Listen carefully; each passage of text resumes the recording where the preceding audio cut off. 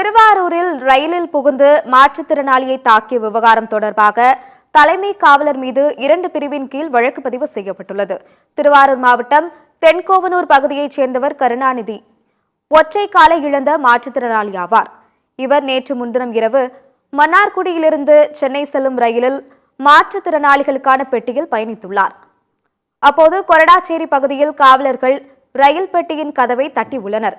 ஆனால் கதவுகள் திறக்கப்படவில்லை. இதனையடுத்து 3 காவலர்களும் திருவாரூர் ரயில் நிலையத்தில் வைத்து மீண்டும் அந்த பெட்டியின் கதவை திறந்து உள்ளே சென்றுள்ளனர். அப்போது காவலரில் ஒருவர் மாற்றுத்திறனாளி கருணாநிதியிடம் சென்று வாக்குவாதம் செய்துள்ளார்.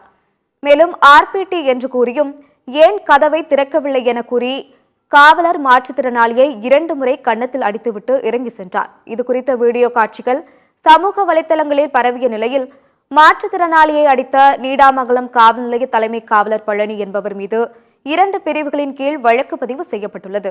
மேலும் இதுகுறித்த விசாரணையை துரிதப்படுத்த சமூக ஆர்வலர்கள் கோரிக்கை விடுத்துள்ளனர்.